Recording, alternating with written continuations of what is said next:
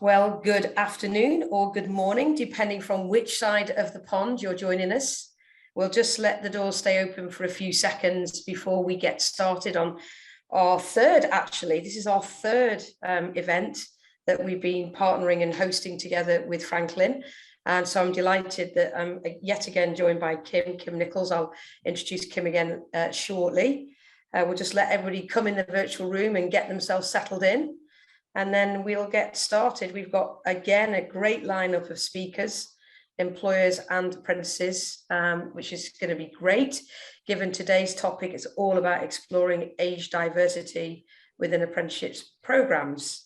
Right, I think I'm going to get started good and proper. So, as I said, thank you very much, everybody, for joining us. Actually, you're joining us a week ahead of what will be the UK's National Apprenticeship Week, which is next week. And I say that because the last event we ran with Franklin was, I think, was it during the week of the apprenticeship, US Apprenticeship Week, wasn't it? So yes, more or less. So we've got a bit of a theme going on here, which is superb. But before I carry on, quick point of housekeeping: if you are not a panelist, please do mute yourself and turn your cameras off. But when we get into the two question and answer session panels we're going to have for today, then please do put your cameras on and then unmute when you want to speak and come in on any questions.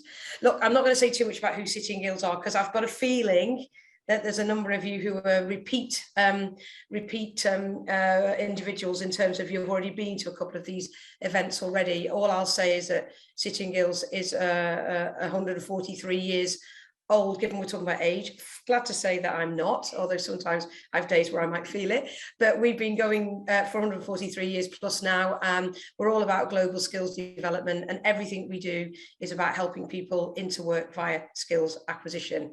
We're also the largest provider of apprenticeships in the UK, certifying apprenticeships in major occupational areas like health and social care, construction, engineering, IT, digital, and also a major footprint in leadership and management as well.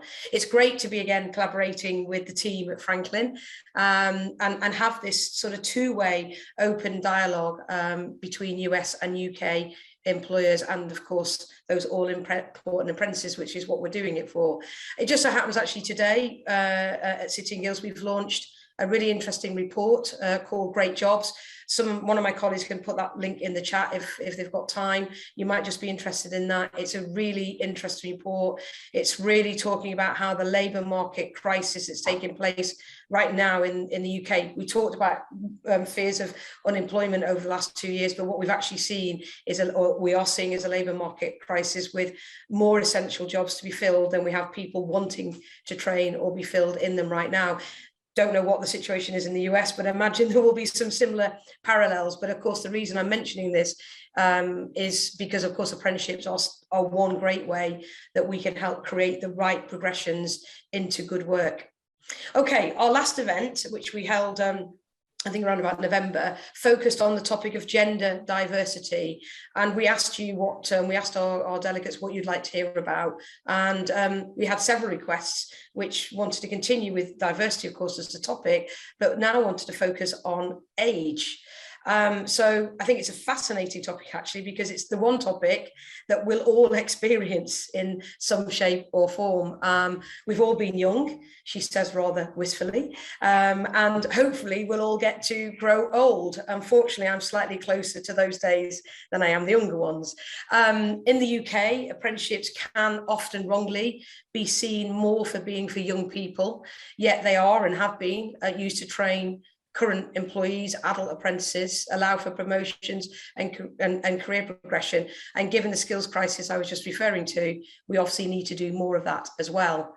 And for those of you in the UK, if you think back to when apprenticeships started again to have their renewed vigour around being a policy priority, it was really after what we were referring to as the last sort of great recession of 2008, where we had over 1 million unemployed young people, and everybody was starting to get really worried about the lost generation.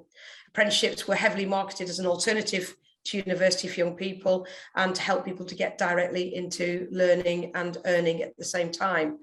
here we are, essentially over a decade later, dealing what we're now probably terming the Great Resignation. And for better or for worse, the pandemic has clearly prompted more people to think about and consider career changes. So it probably is right and timely that we start to rethink apprenticeships as being for everyone at different stages of their careers, given the our 50-year spanning career lifestyles that we're likely to have. So I'm pleased that we are joined again with our partners, Franklin, because I know that you've got some interesting thoughts and insights to share on this topic, Kim, not least because I think a lot of your apprentices tend to be typically on the other side of 30. That's probably the tactful way to put it, right? So I'm going to hand over shortly to Kim, who's going to say a little bit more about that. But let's just have a quick look at the agenda and how today's event's going to run. There we go. There's the agenda. As I said, it's mostly going to be about discussion. We're going to have a conversation first off with a great group of apprentices and some return apprentices as well. And then we're going to move on to get the employer, the all-important employer view. As you can see, we've got fantastic representatives from both sides of the ponds, and after both sides of the pond, sorry. And after each panel, we will get into a discussion, and Kim and I will very gladly host a bit of a Q&A. So please do put your thoughts into the chat, any questions you've got as we go along, and we'll do our best to pick them all up as we go. So, and I think essentially, let's just have one big conversation. So on that note, Kim, I'm going to hand over to you. Great. Thanks, Kirstie. We are delighted to be here in the run-up to the British National Apprenticeship Week celebrations. In fact, as you know, attending National Apprenticeship Week in London 6 years ago is how I first became exposed to the broad range of apprenticeable occupations, including tech, which ultimately led to the founding of Franklin. For those of you who don't know us, Franklin delivers tech apprenticeship programs to dozens of employers across the United States. And age diversity is such an important topic for our clients. Many of them are struggling with, the full spectrum. So trying to replace retirees with both older career changers as well as younger early career professionals. And our typical client has mission critical skills gaps in areas like cybersecurity, software development, IBM mainframe. They're suffering from not only the Great Resignation, as Kirstie mentioned, but also a bidding war to attract and keep qualified candidates in these areas, as I'm sure everyone on this call has experienced. So research shows that mixed age teams in the workplace are more productive than teams of workers of all the same age. And actually, it's interesting, our oldest pre-apprentice at Franklin was 63 years old. This gentleman soared through the program. He learned the complicated technical concepts and practices just as quickly as our younger tech native apprentices did. It was really fascinating to see him progress at the same pace. The fact is that employers simply cannot afford to miss out on this valuable part of the talent pool, just due to a misperception that apprenticeships are only good for millennials or Gen Z. In fact, one of our most successful sources of apprentices is we recruit from the military community. So veterans retiring after 20 years of service, we've got military reservists, spouses of veterans, all age ranges. And as Kirstie mentioned, I think our average age apprentice for Franklin is around 32 years old. So we are reaching a different population, I think, in the US than what the UK has traditionally seen. But all that said, it is really naive to believe that one size fits all ages in any sort of training program. So we see it as our job is to make our programs work for anyone with the drive and dedication to complete them. And we're always looking for ways to improve upon our programs. That's why I'm really excited to hear from our fantastic panel today, as well as everybody else that's on the call today in our group discussion. So before I hand it back to Kirstie, we're going to kick things off with a quick poll to test your knowledge of How many generations do you think are currently in the workforce? Is it 2, 3, 4, 5, or 6? So go ahead and submit your answers there.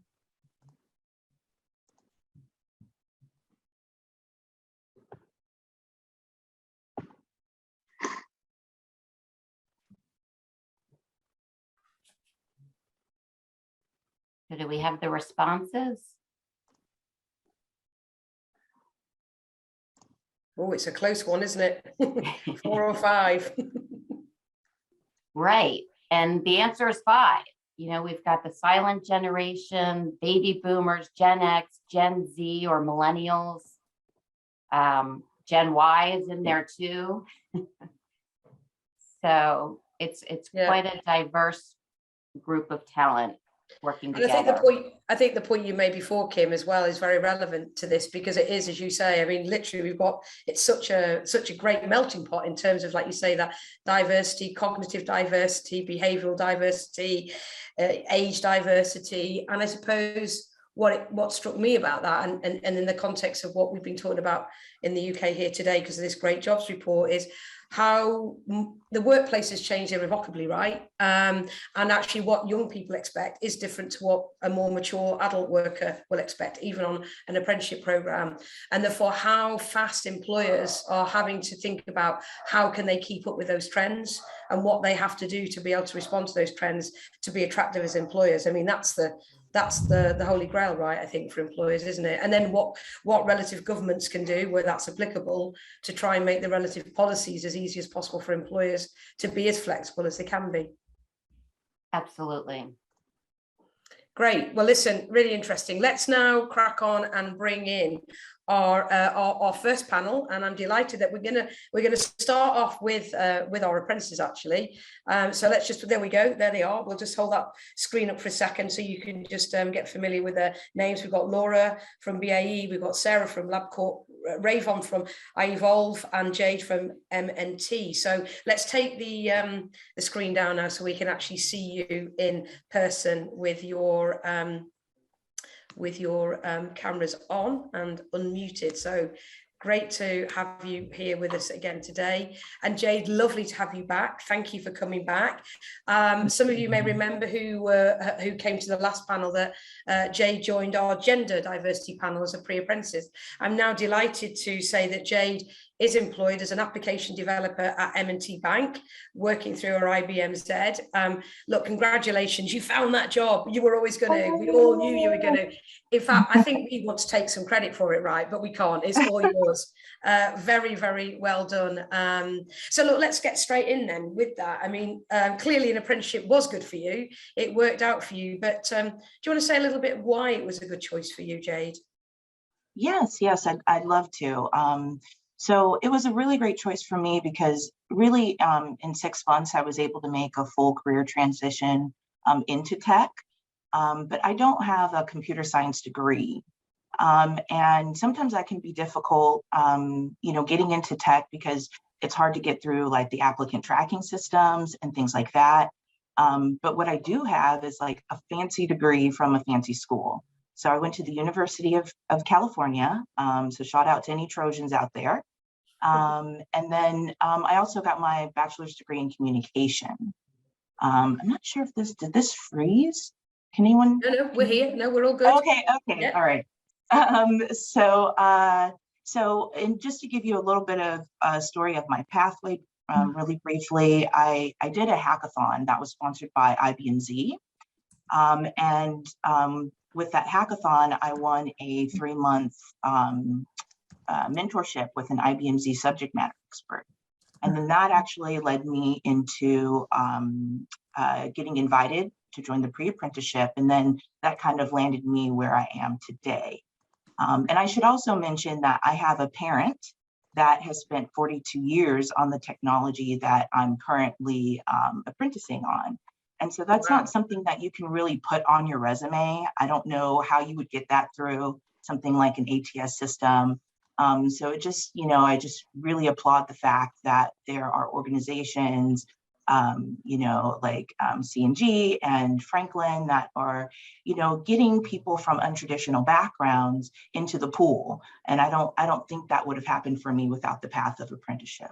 Okay, well, that's, I mean, and I think you're right, Jade, it shouldn't be like that, but I think, you know, we are having to look at many different ways to create that richer, more diverse talent pool. And I think, Sean, when we get to the employer panel later, that theme will come back out as well, and so we should as well. So I suppose in many respects, and as we said, apprenticeship was a really good choice for you, and it did open up an opportunity that maybe should have been there for you, but possibly wasn't. I guess going back to the thing about age, I mean, without talking about your age, because we don't need to get personal today, you were a Jade. But I mean, you know, I am interested in your own thoughts on age diversity, and do you think it can work well for an older adult as much as it can a younger person? And how much flexibility do you think the programs should be built to accommodate that diversity of age as well? That's, you know, that's a really good question. And I don't mind saying that I'm on the other side of 30. I'm really proud of that, you know, because I come with a lot of experience, and, you know, I've had, you know, several years in the marketplace already. And so, and it's really great because, well, I guess with, there's lots of different ages in my cohort. And so the great thing about that is, you know, they keep me young, I keep them old.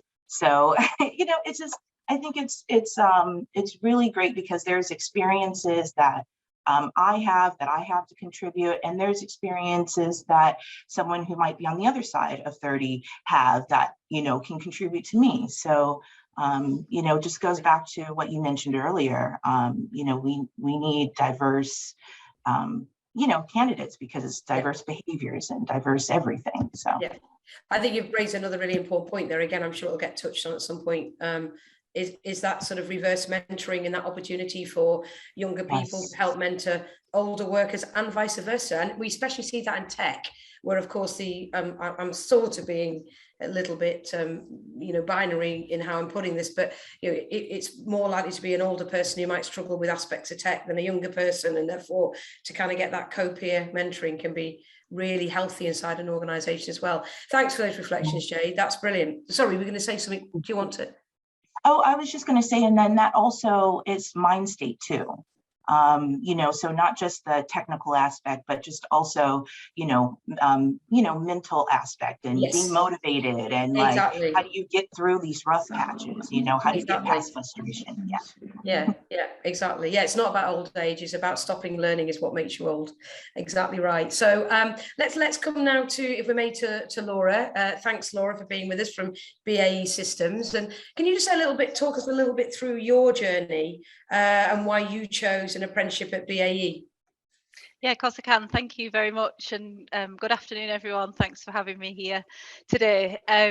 So I guess we are here to talk about age diversity. I was going to be really open and honest, but I'm the other side of 30 also, 38, and I've worked at BAE Systems for the last 13 years almost, really. So I'm at kind of an early stage, but quite a long career behind me, I would say, so with quite a bit of experience. And I'm yet to start my level 7 apprenticeship, so it's a master's in sustainability. I had to think about that then, but it's a subject obviously increasingly growing focus for the world, for BAE Systems, and it's something that I'm interested in personally and both professionally.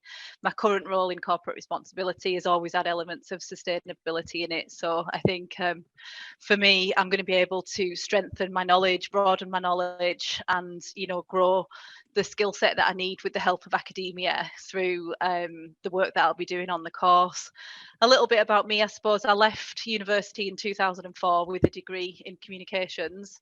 Feels like a lifetime ago, and I think when I look back at the last time I was in education, it really is a lifetime ago. I mean, I've got a whole heap of new responsibilities since I was last a student, including a mortgage, 2 kids, and I can't forget my dog. So I guess like I'm juggling quite a lot of different elements now doing this journey. I'm one of 10 across the UK that's been chosen to do this, but I said yes straight away. It was something that I really, really wanted to do. I didn't have to think about it.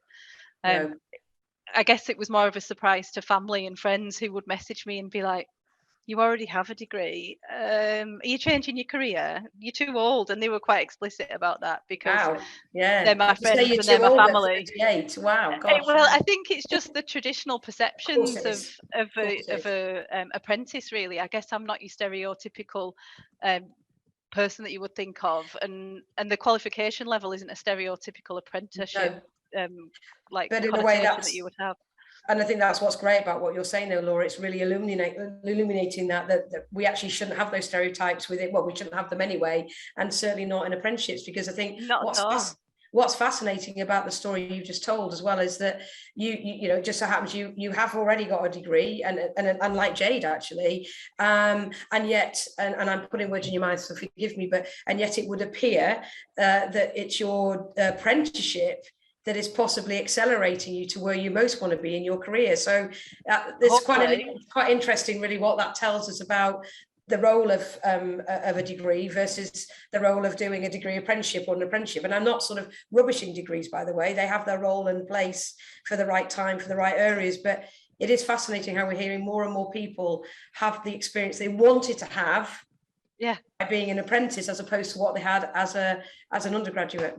Exactly. And I feel so fortunate to have an employer. So genuinely, I've seen the impact that apprenticeships can have for individuals and communities, because I work in a skills academy as part of my job, well, pre-COVID, before working from home. And I think that, like, understanding that can help take you along in the role that you're going to work for, and you can have that through a supportive employer who will give you the time to study, who will give you work-based projects that are really relevant to your career development and your own personal career pathways, is hugely important. No, exactly. And I think, you know, I think yet again another great example of that sort of need to create that diversity in the workplace. But fascinating to hear that even from your own family, sort of, like you say, there's prejudices about, well, sure, your career's done, right? You're only 38.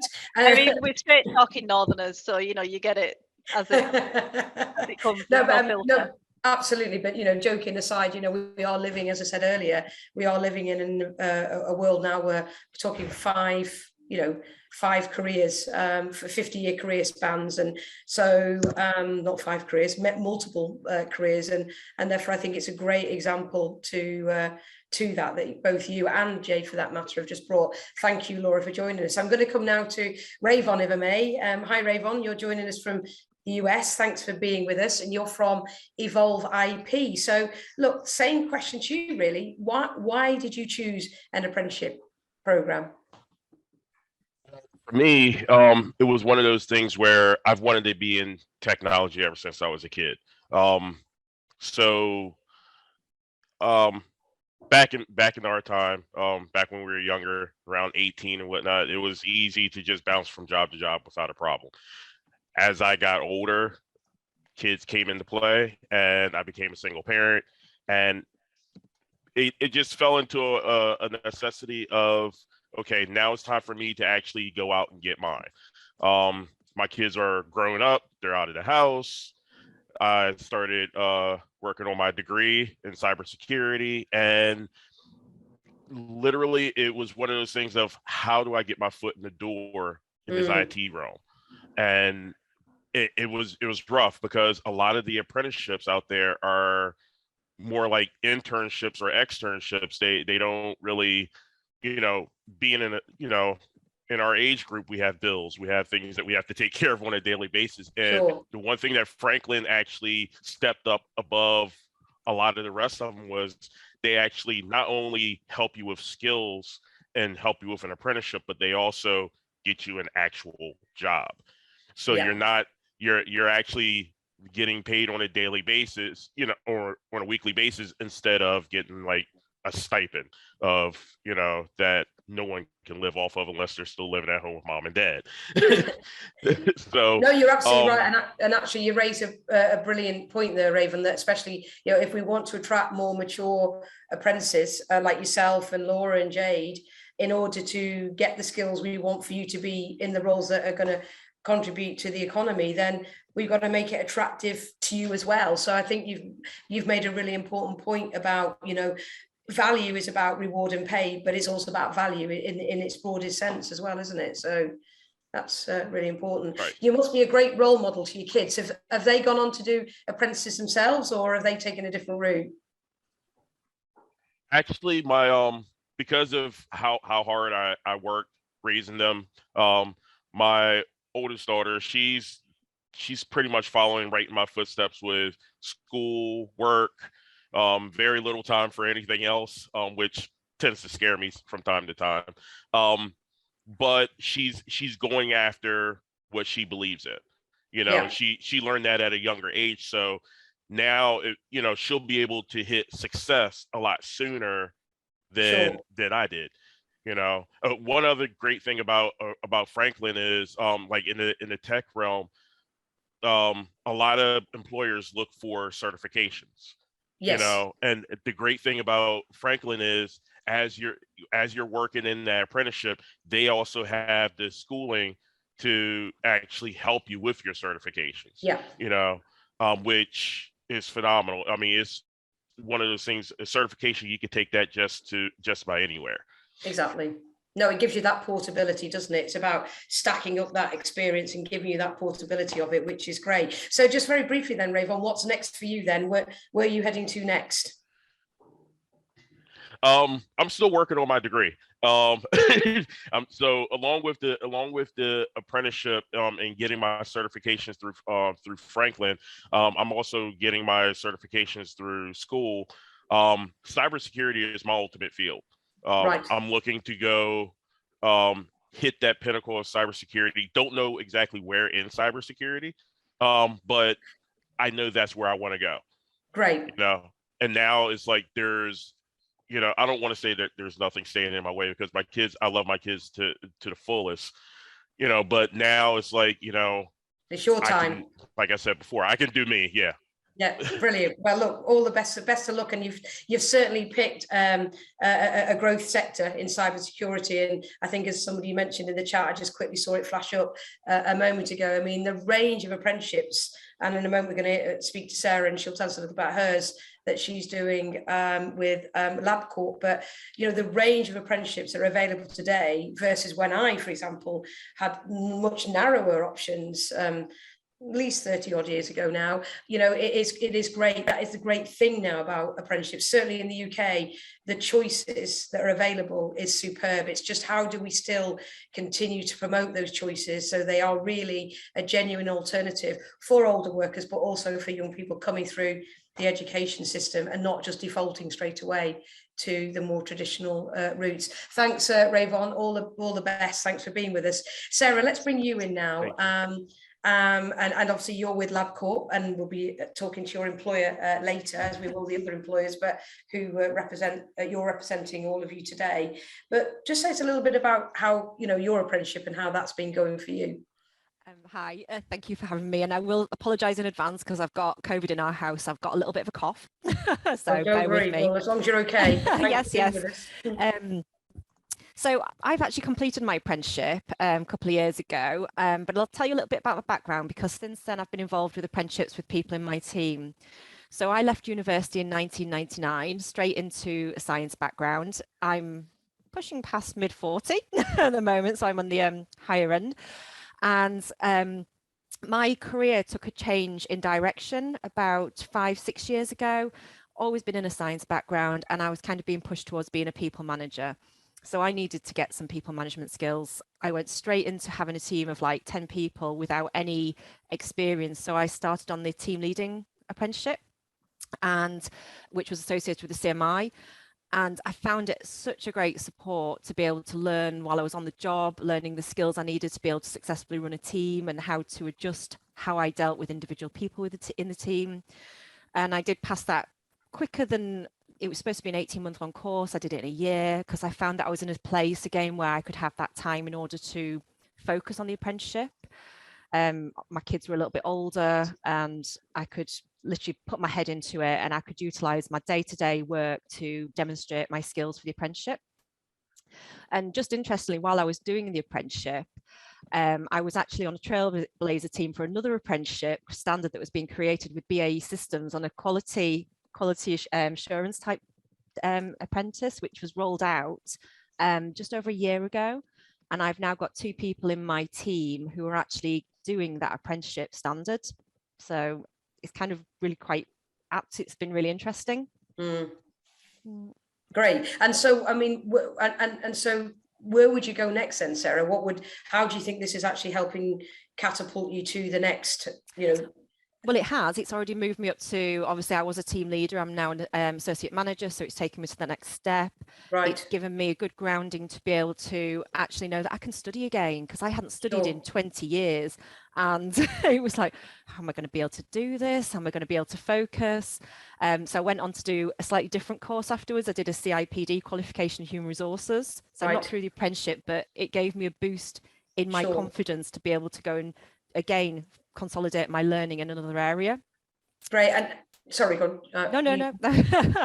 I was going to say, did you, I mean, I'm just recognizing what Raven was saying before about the importance of, and yes, Laura's saying thank you. She needed to hear that to keep going. Exactly. But, what Raven was saying before about his experience over in the States, where it will be a slightly different setup to how it is in the UK, but the importance of earning, the amount you earn. Has that been a barrier for you, and indeed actually for you, Laura, in terms of, the pay aspect of it? Has that been a barrier, or have you now found that you've been able to catapult because of your apprenticeship and you're now earning at a level that you might not have been even had you not done it? I think for me personally, I would have struggled to get to the next promotion up without having those extra skills. It's made me think on a different way of management. I think I'm going towards more thinking about strategic elements, about succession planning, all those things that I would have never previously thought about or come naturally to me before I went on that course. Right. Yeah, good. Well, listen, thank you very, very much indeed. We've covered a lot of ground there with Jade, with Raven, with Sarah and Laura, and huge thanks for you participating. And shortly we're going to move on and get the not the counterpoint, actually. We'll see what points we get from the employers, and indeed, obviously, employers that you're all associated with. But before we do, Kim, I think you'll have been watching the chat far more closely than I was able to. One of the questions, we've got a question from Susan Fay, who is interested to know what you think about the UK government determined apprenticeship salaries. Would that be a barrier to older apprentices, especially those with family responsibilities like Raven mentioned?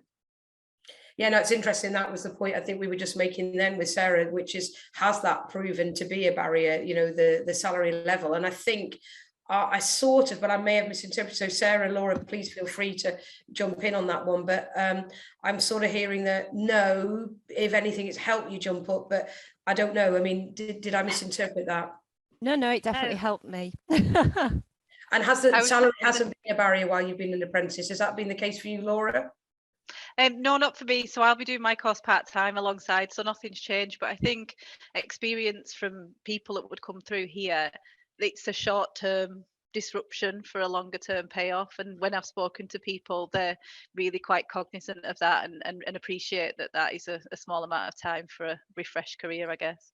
Yeah, and actually it's quite interesting, Kim, you wouldn't necessarily be aware of this in the UK, but there is now quite a lot of research that's been done over the last two years particularly, that's demonstrating how just more quickly apprentices, even younger apprentices, who are accelerating and overtaking undergraduates in terms of their pay level. So it is quite interesting, actually. It's become quite an interesting dynamic that I think is therefore probably helping people rethink their choices between a much more expensive university choice versus an apprenticeship choice. So that is good.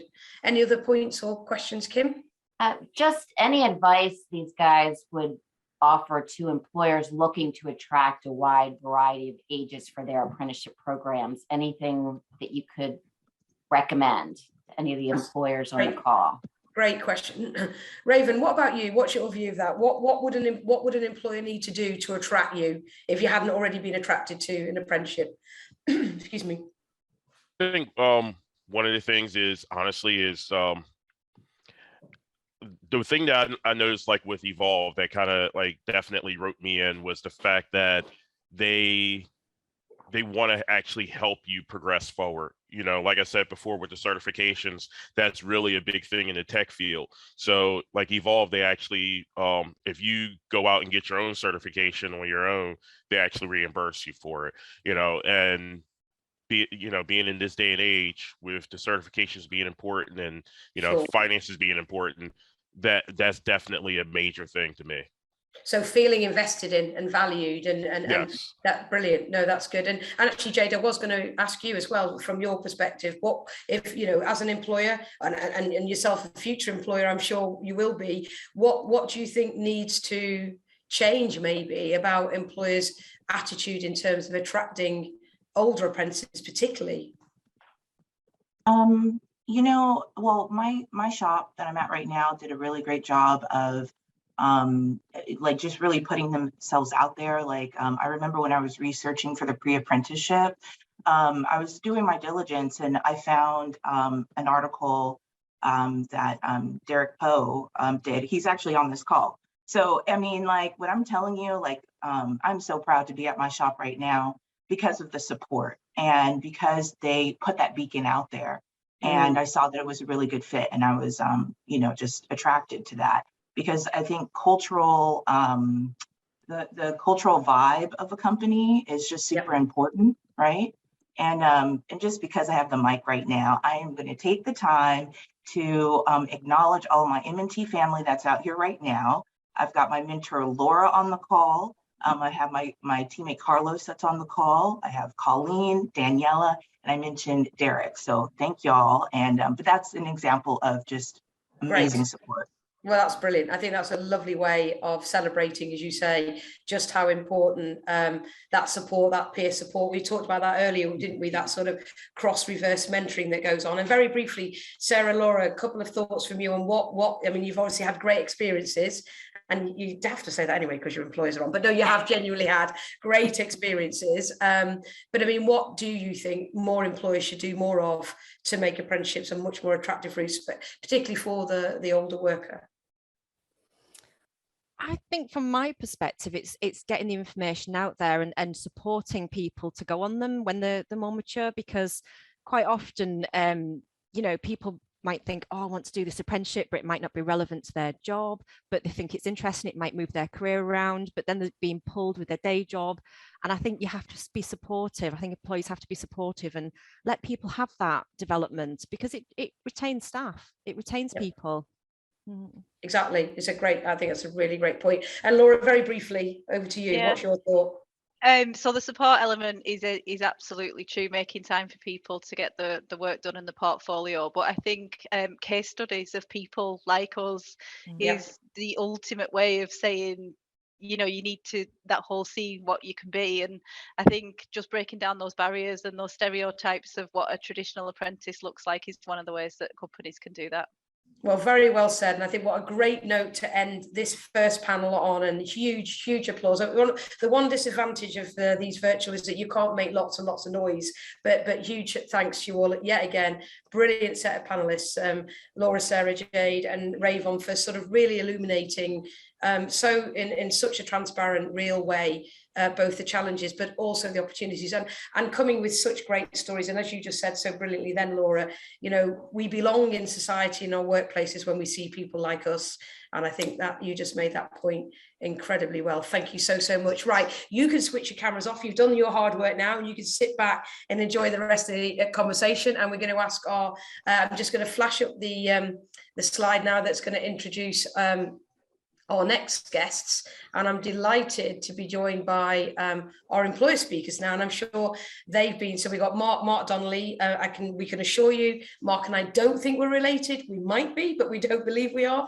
Head of Apprenticeship and Skills from BAE. We've got Robert Watts, Global Apprenticeship Talent Manager from LabCorp, and it's also Robert's birthday today, but he doesn't want us to mention it too much. He's not counting the years. We've got Stephen Ewell from Consumer Technology Association Foundation, and Lydia Logan, Vice President of IBM for Corporate Social Responsibility. So thank you, Mark, Robert, Stephen and Lydia for being with us. We'll take that slide down and just see you on screen.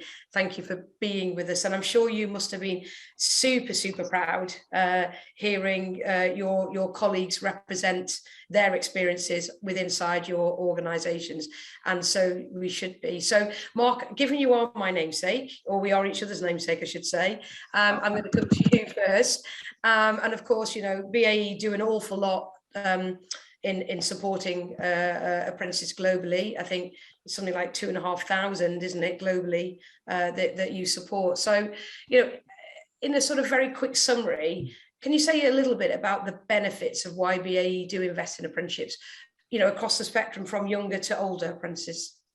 Yeah, absolutely. Well, thank you, Kirstie, and thank you, Kim, as well. And good morning, good afternoon across the pond too. And that was, you're absolutely right. It's inspirational listening to Laura, Jade, Rayvon, and Sarah as well. From a BAE Systems perspective, we have a whole variety of activities that we design, deliver, develop across land, air, sea and cyber. So whether it's naval ships or whether it's aircraft, fast jets for the Royal Air Force, cyber threats, etc. It's a whole, you know, gambit of different wonderful things that we do to help to protect our people. And apprenticeships play an absolutely vital part in that. So 88,000 globally in terms of a workforce, 35,000 in the UK, and you're quite right, 2,500 of those 35,000 are apprentices. And I guess we have not a burning platform, but it's a very important point that 40% of our workforce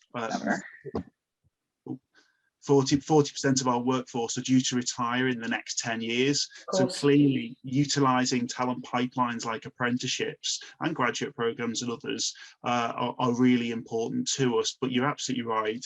It's important for us to bring through young talent, young people and adults, but it's great to bring people from different sectors and reskill. Mums returning from from early parenting, and it's just really special to have that blend, because when you see the dynamic of the cohorts and the teams and people working there, they all work, you know, and sort of support each other.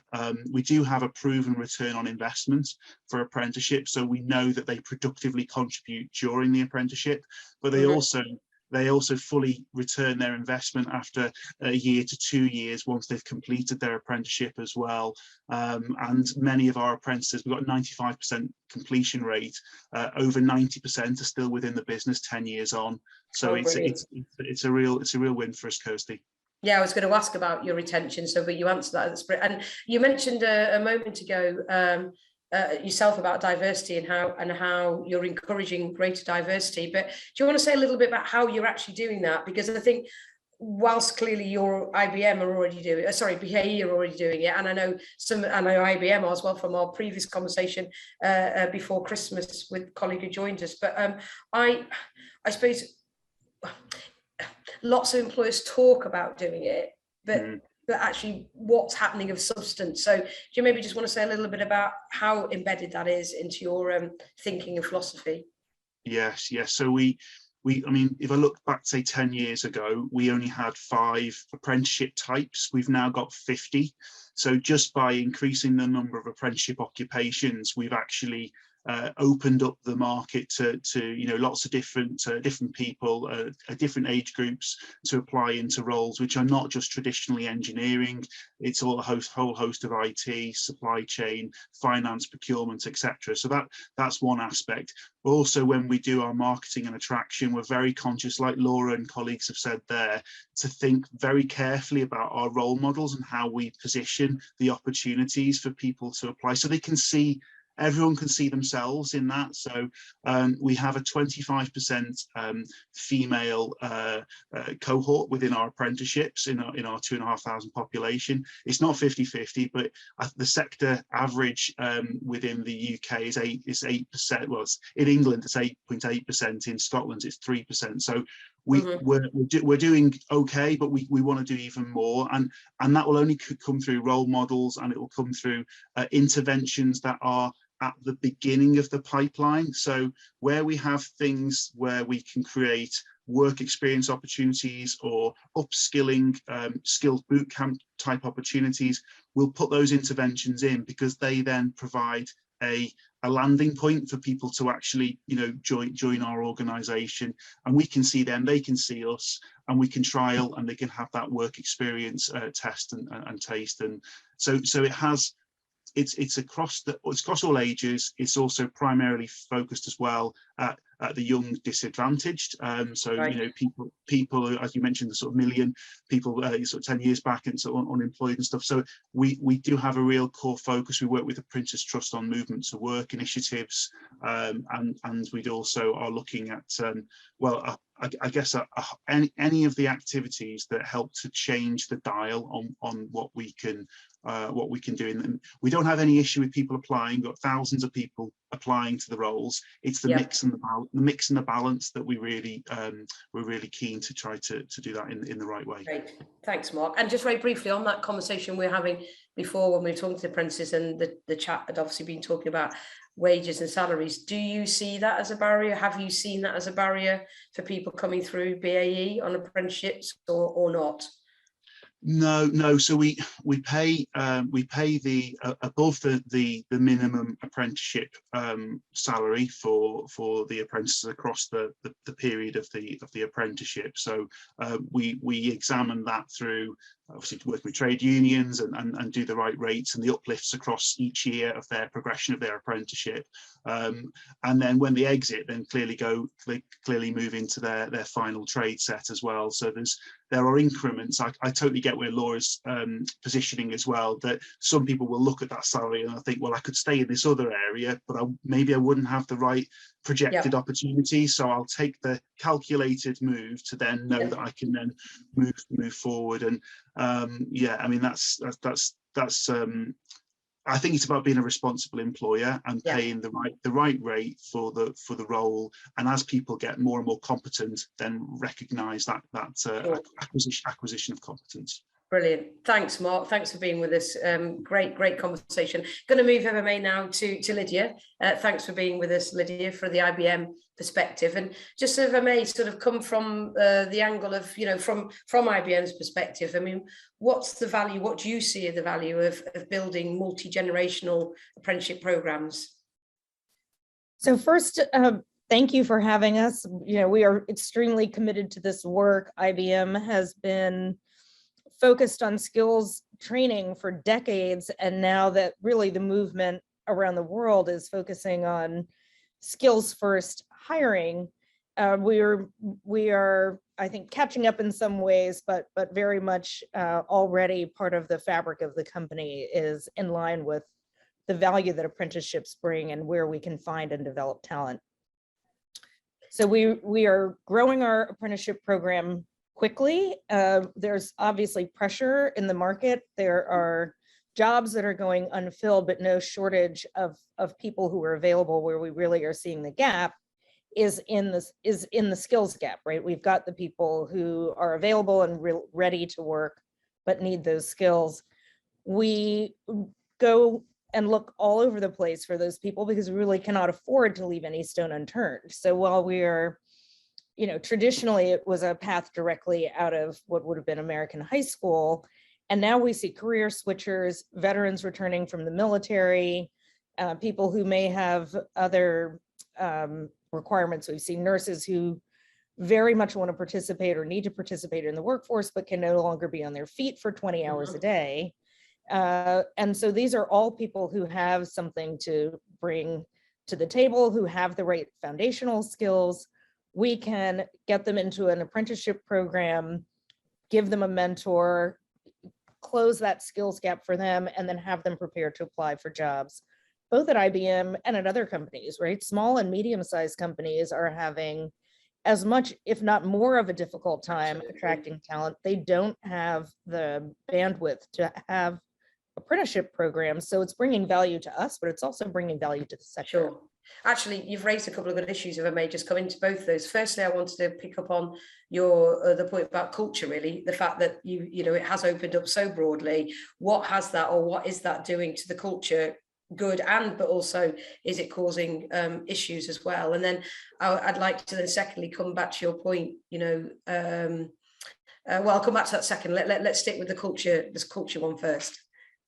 I think, you know, it's a source of pride at IBM that we have really leaned into apprenticeships and what we call new collar jobs. So jobs that don't require degrees.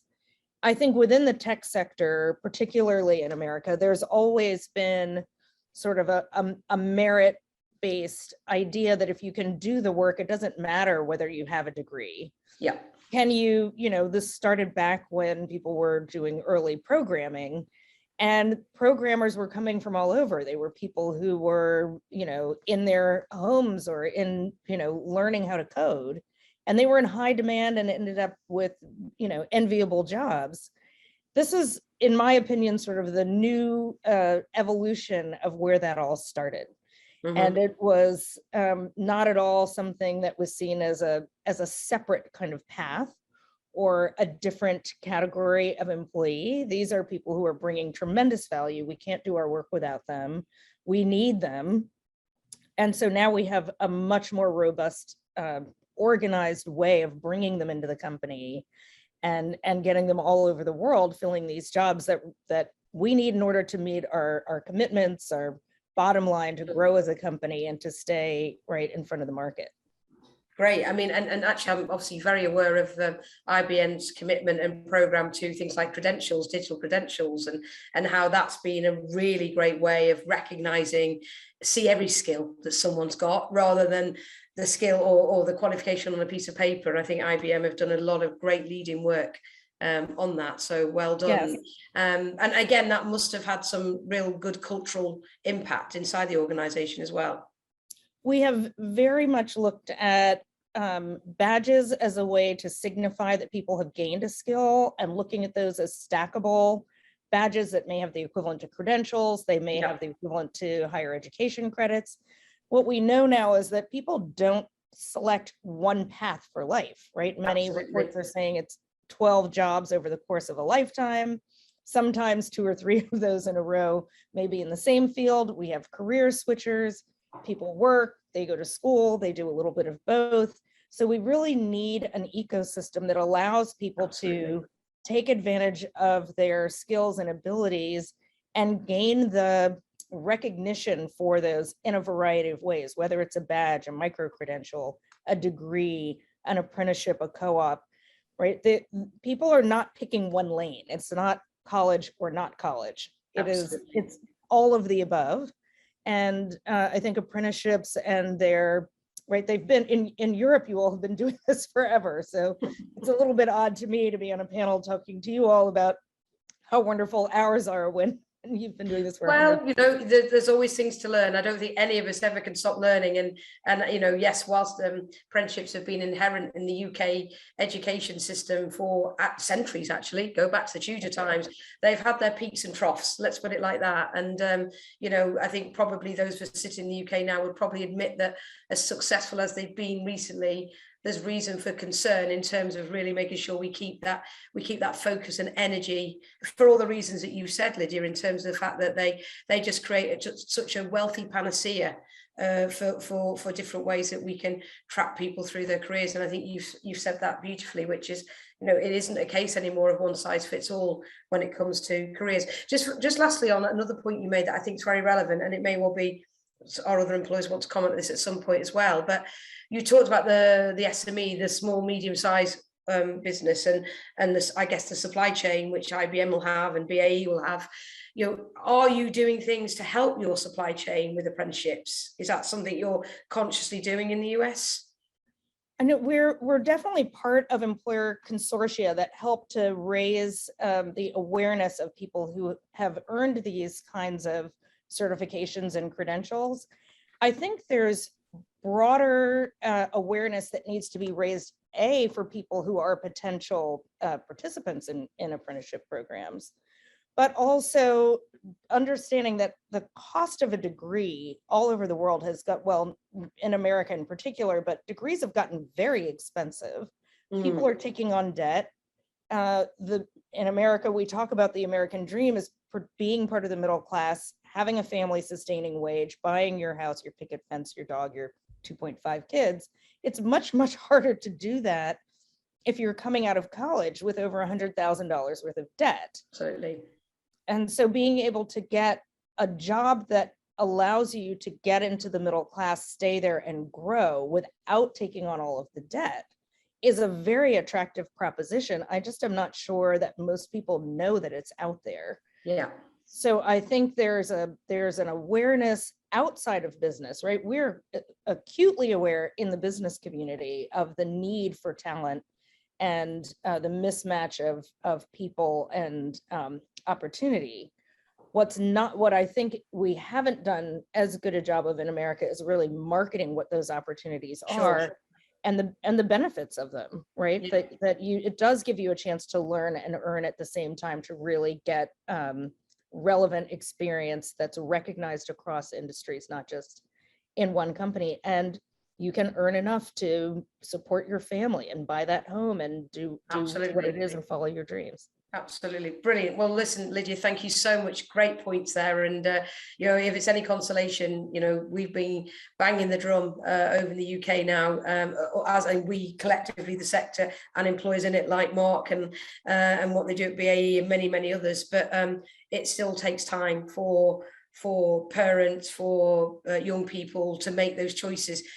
We're so deep rooted into a system that's been so embedded in us for decades, centuries again, that it's very hard to make that switch, but it's happening. It's definitely happening for all the reasons that you said. So that's great. Well, this forum is so important in getting the word out. So yeah, exactly. Yeah, exactly that. Well, thank you for being part of it as well. Lovely to have you. So let's move on now to our birthday guest, Robert. We won't mention again, Robert, given we're talking about age diversity in apprenticeships, but you're obviously the Global Apprenticeship and Talent Program Manager for LabCorp, and we've already had one of your wonderful apprentices on talking. But can you just say a little bit about how LabCorp have made apprenticeships attractive for both younger and older apprenticeships? Yeah, certainly, and thank you for having me today, and thank you for Sarah for coming in and giving that talk and representing us really well.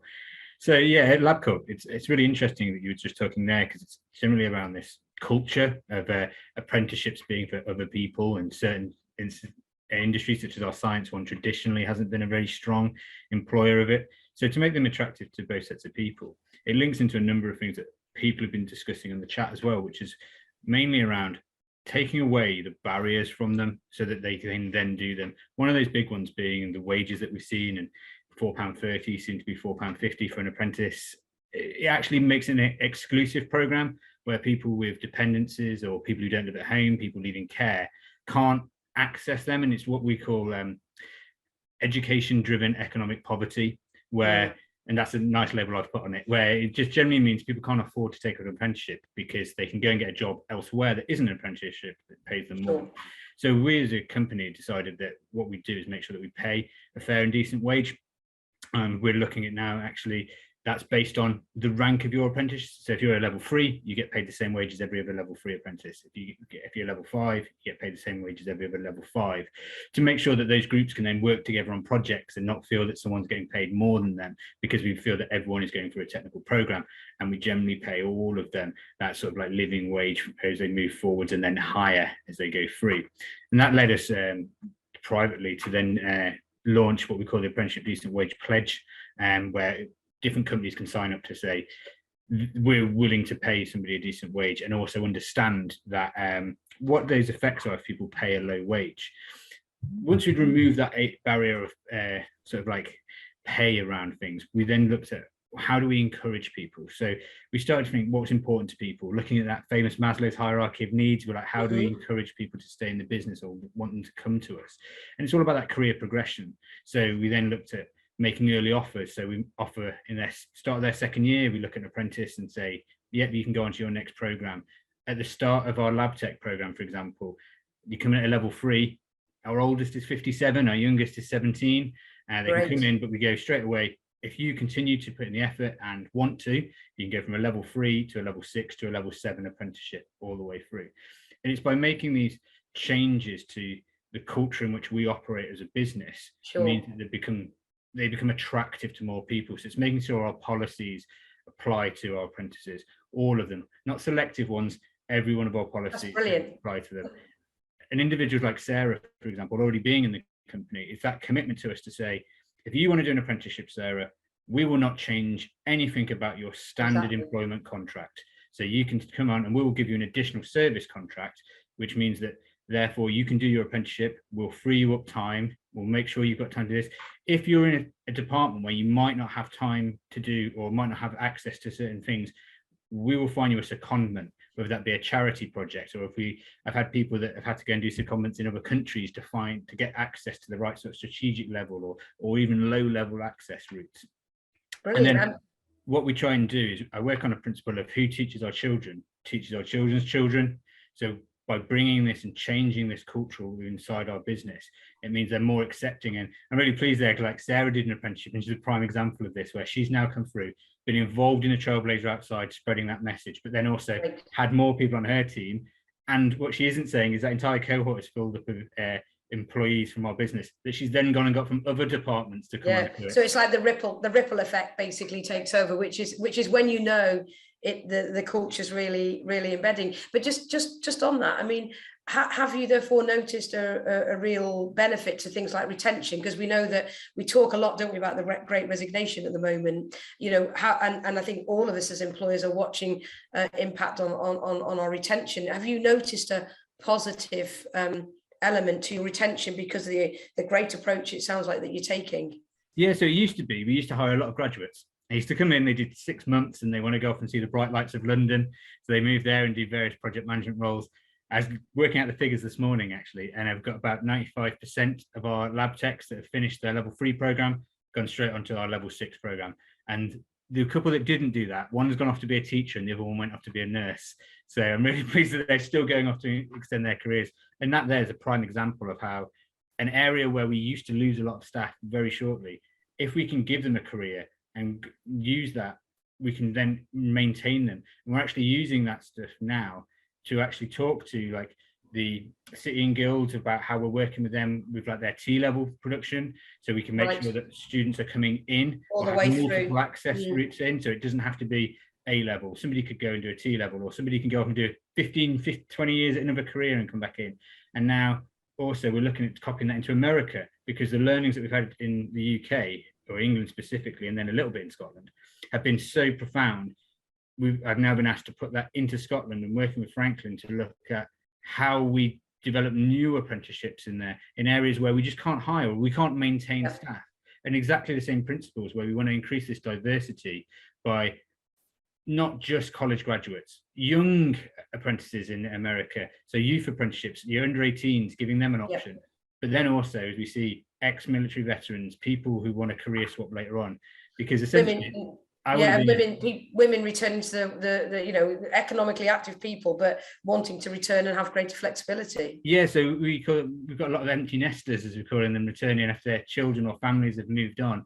And the big one that we see a lot is people who've gone to university, got a degree because they thought that was the way to go, but are now in a position where they're not sure if that's the career they want. So as a company, we make a point, and Sarah's been involved in, I've got multiple others, and I get involved in quite a lot of them, making sure that we're involved in the trailblazers and the standards to make sure that they're open enough that other people can move in, and it's not just aimed solely at a brand new person to the industry. And I think that's really important, because I want to be in a position in, I want to say 12 months, it's probably going to take me 24 months, but anywhere in the UK, America, Australasia, South America, I want anybody who goes, I really want to get a job. How do I get a job in science? Oh, look at this best in practice apprenticeship. And that's where I want to be in a position where everyone knows who we are. Because I want to say 5 years ago, nobody knew who we were down the road from our factory, let alone in a different country. That's amazing. I mean, that's an amazing story, Robert, and you can sort of hear it in you and everything you've just talked about in terms of what you've introduced into LabCorp. I mean, the impact that must be having, not just on the individuals on it, but as you say, culture, and clearly your growth and expansion.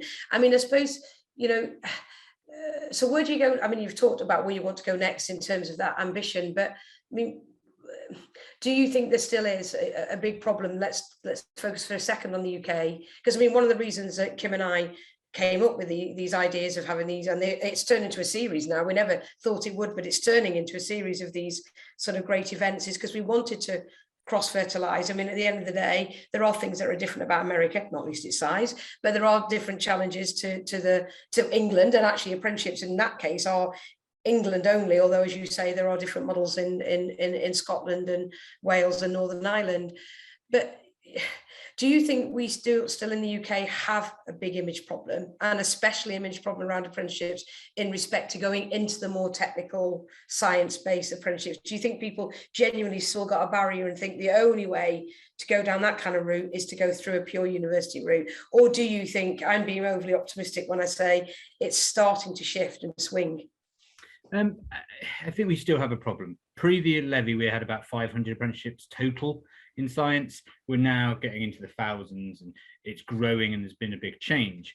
But we're still of that opinion. If you say, how do you become a scientist? People think white coat, lab coat wearing, go to university, get a degree and a master's. It's a cultural change that we need to go through. And I've taken steps to change this. So, for example, I privately funded the Royal Society of Biology first year of their apprenticeship awards, because they had student awards for degrees in universities, but not for apprentices. And I'm really pleased to see they've now got that in place. The Royal Society have, the Science Council have just aligned up their professional memberships to apprenticeships, so you get expedited routes free.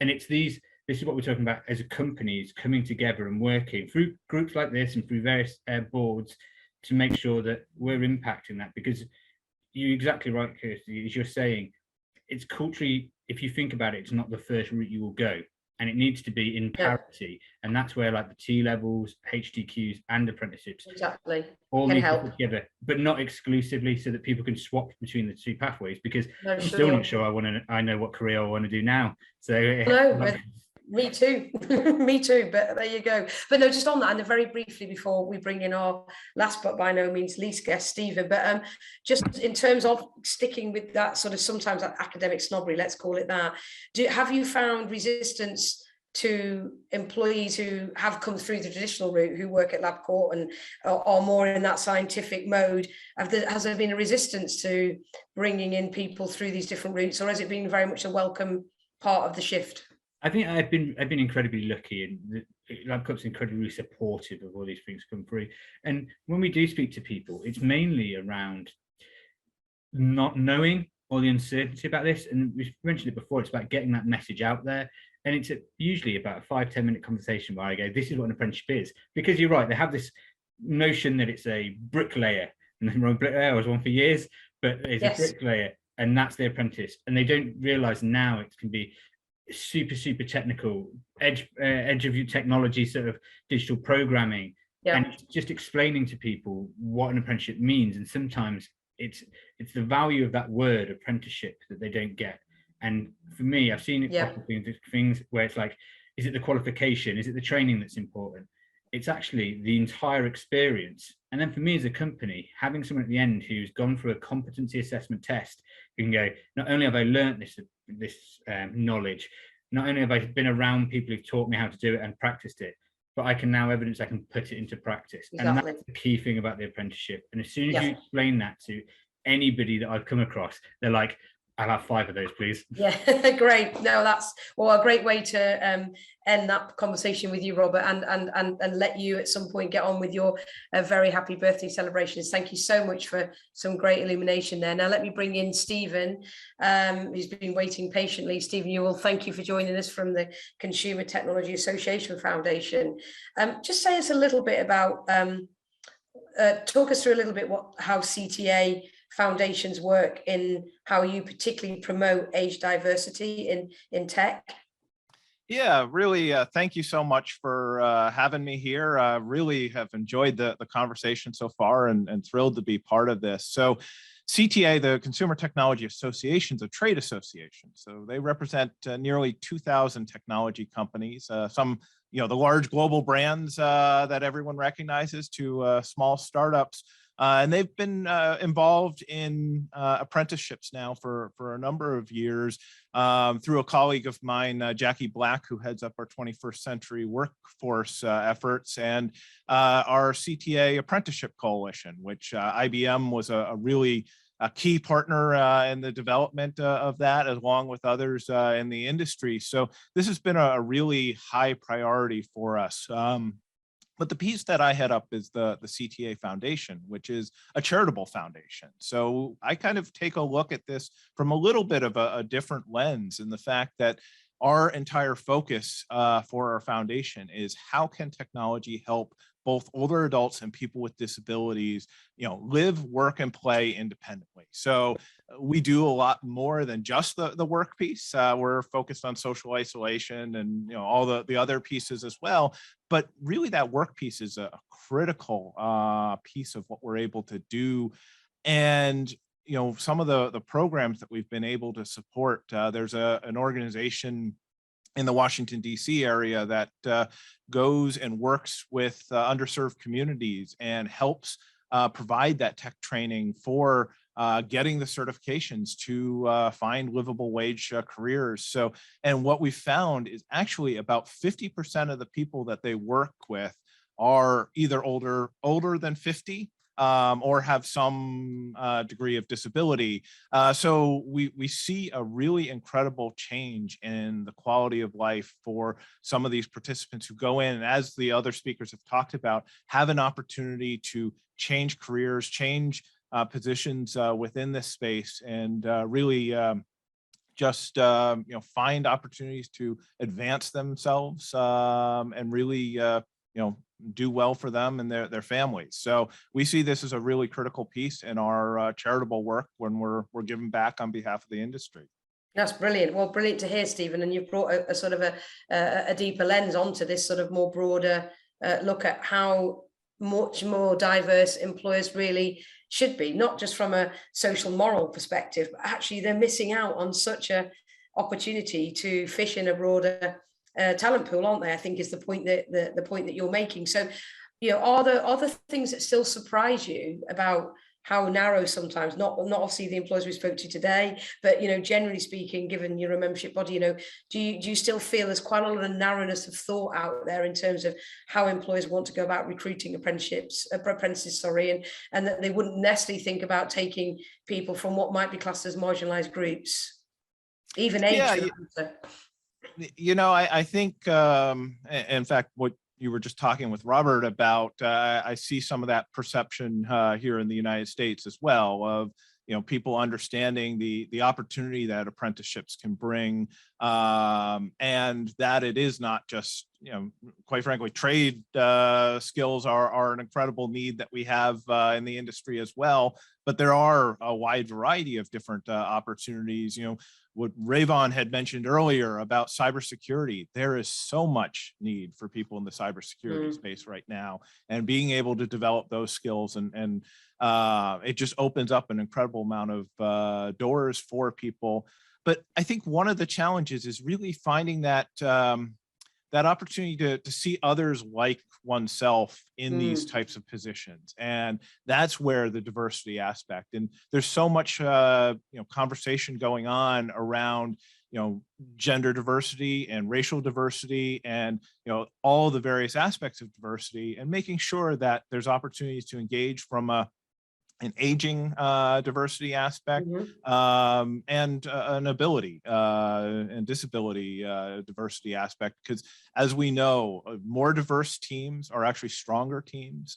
They lead to stronger companies, better results. There's been a wide variety of different studies that have showcased this. So, and it's also something that we look at, the older adult population. There's such an incredible skill set there. So, if someone was to say, all right, I'm, 60 years old and I want to, retire now, I'm not, wanting to work, 50, 60, however many hours a week that people end up putting in, finding other employment opportunities where you can still capture that expertise, and whether it is through an apprenticeship program or through other types of opportunities.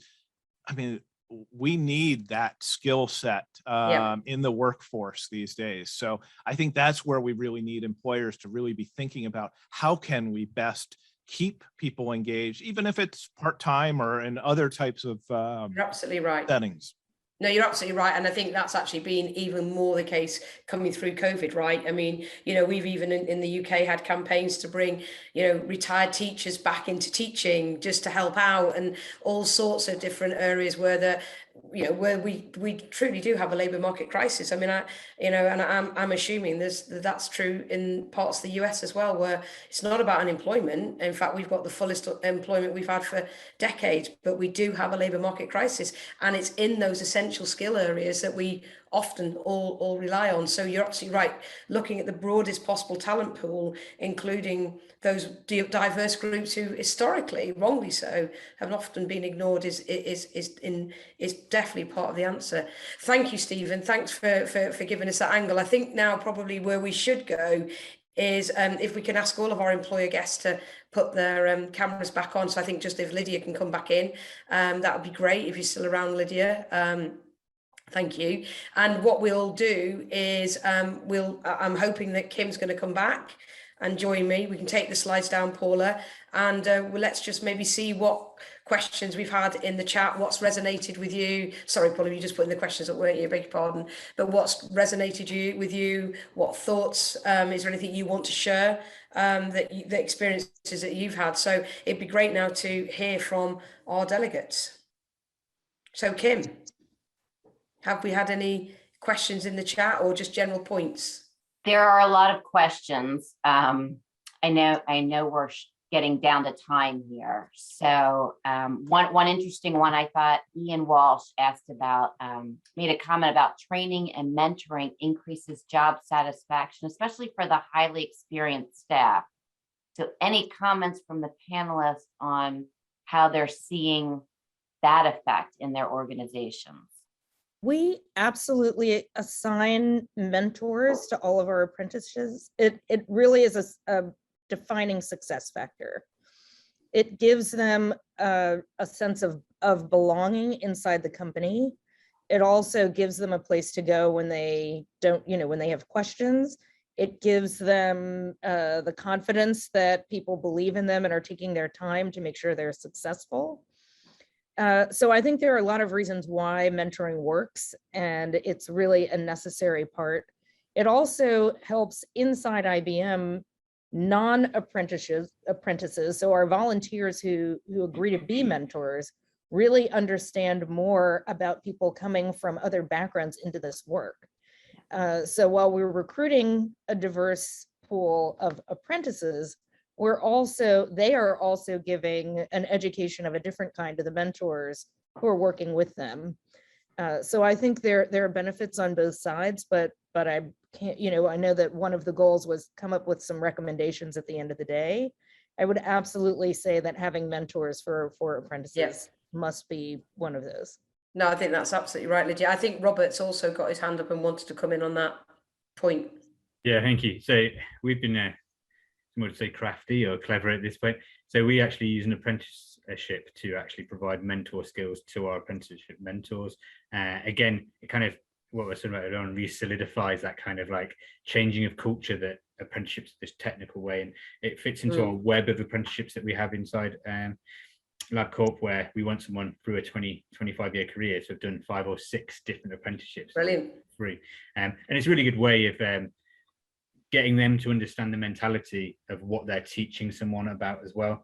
And then the flip side of that is we also work heavily with our training providers and our endpoint assessment organizations, where they come in at the start of any program and tell our mentors exactly what assessment materials they're looking for, what would be suitable, what isn't suitable, how the program works, so that everybody is super comfortable and that they can go, yep, we fully understand this and let's get on with it. But I agree with Lydia there that it's important to have those mentors, and if you don't have them, it can be the building blocks that just lets your program just fall apart. Absolutely. And I mean, I think that's why investment in mentoring is so key, because as you just said, I mean, it could be the whole reason to how somebody gets to Gateway, gets through and is successful, versus actually what a lot of time, money and effort wasted. Mark, do you want to come in on that point, and then Stephen, and then back to you, Kim, for the next question?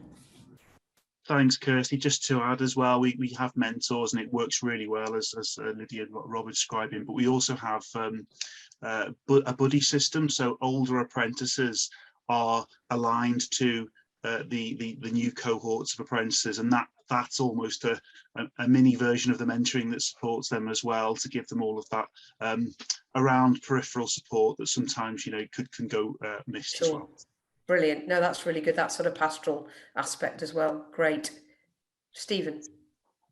Yeah, and I feel like it's kind of just a ditto to everything that everyone said already, but I absolutely agree. And we've seen really powerful intergenerational connections through mentorship programs. You know, if you read the news, you would think every generation is at war with each other, but you know, being able to form those mentorship programs really do create those types of relationships across generations, which lead to benefits on both sides of those mentorships.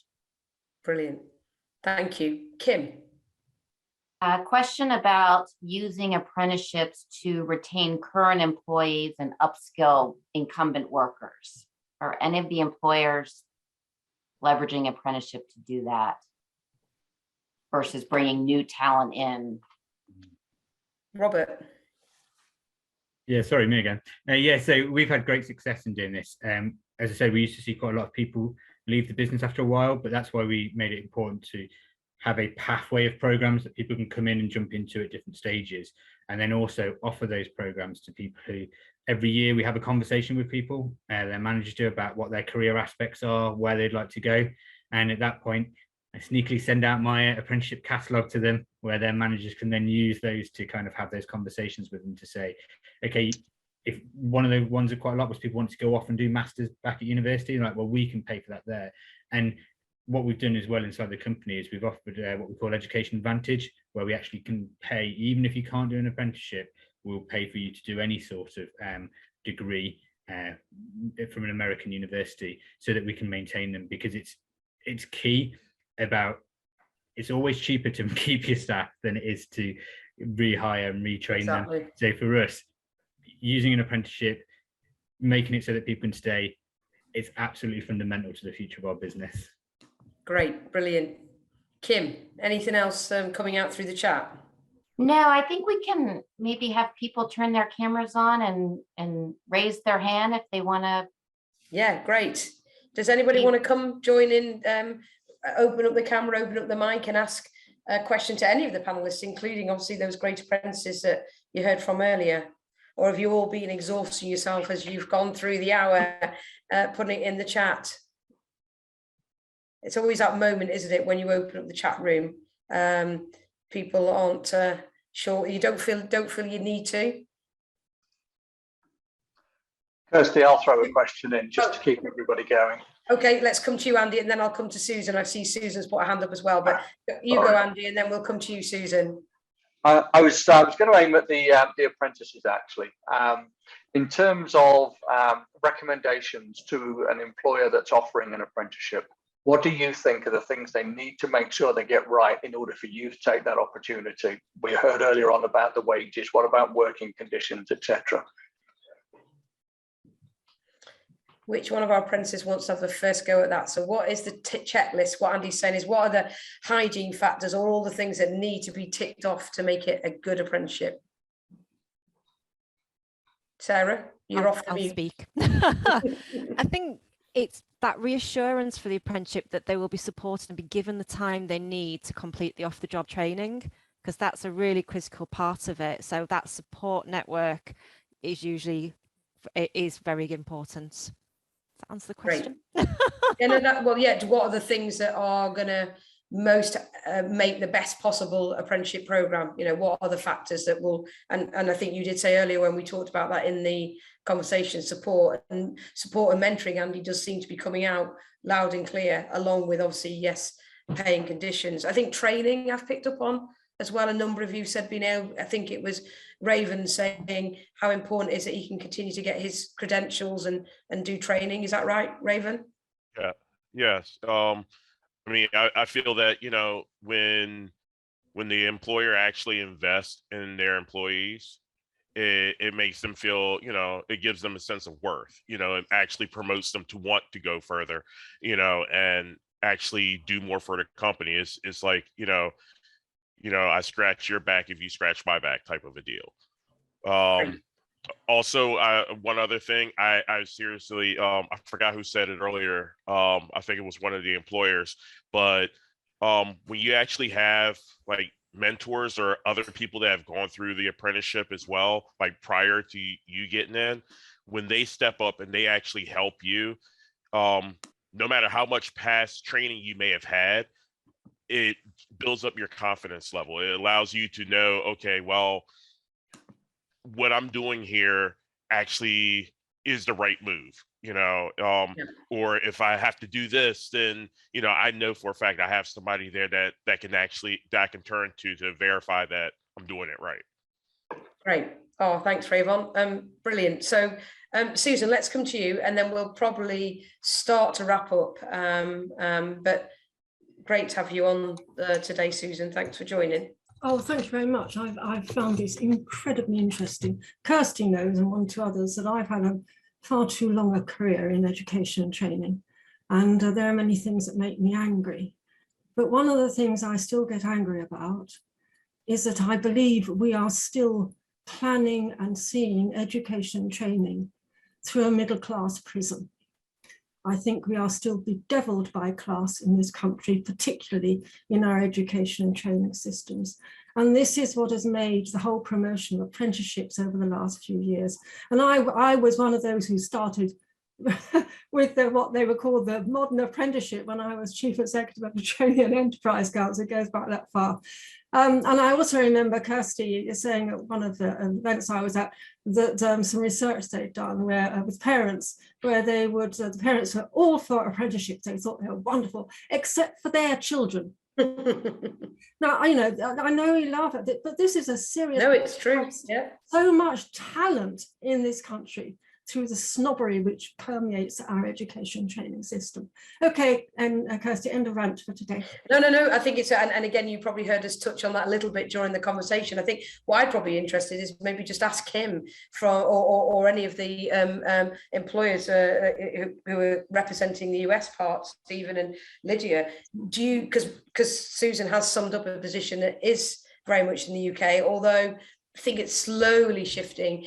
Is that the case still in the US as well, where there is this sort of academic snobbery and the prism is very much about you go to university and that's the only route really?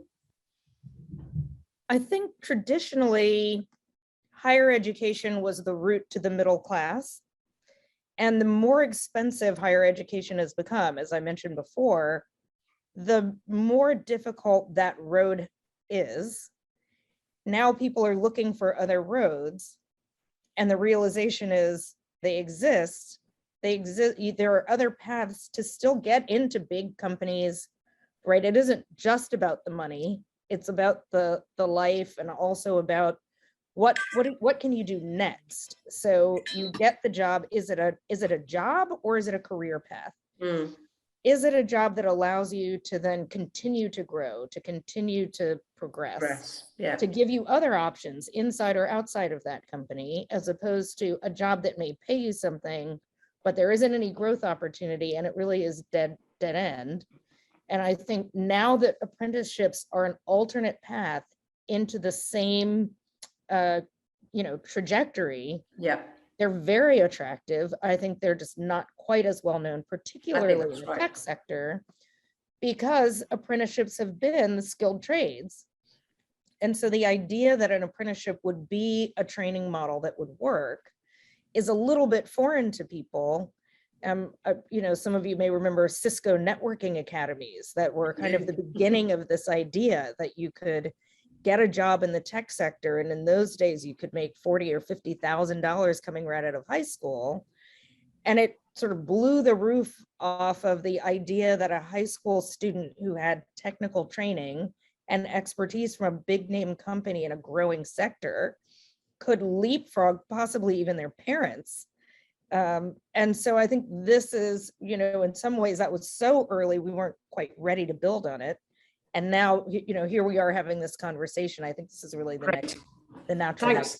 Thanks, Lydia. Mark, were you looking to come in very quickly? I saw you came off mute, or did I miss? It was perfectly summed. That was brilliant. That was summed up perfectly there. Great. Thank you.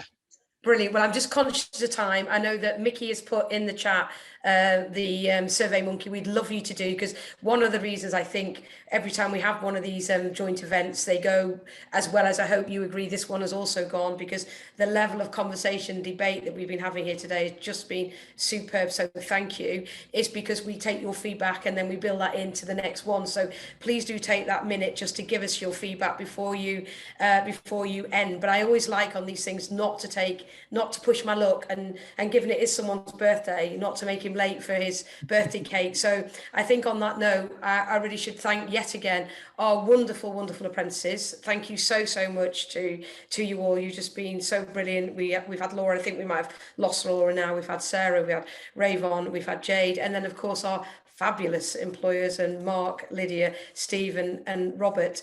Thank you so much for your contributions, and of course all of you who've participated, and I'm going to enjoy catching up with the chat later. So thanks very much. I hope you found these insights really helpful. We are going to be doing, I believe, Paula, we're going to be doing a bit of a crib sheet, a fact sheet, so that we can share some of the great insights that we've had today, and then Kim and I will get our heads back together and see what might be the next one we come out, and when, probably likely around May time. So until next time, thanks everybody. Stay well, stay safe. Lovely to see you. Best of luck, and yeah, look forward to hearing from you more. Thank you. Thank Thanks you. all. Thanks, Bye. Kirstie. Bye. Take care. Bye all. Bye-bye. See you, everybody.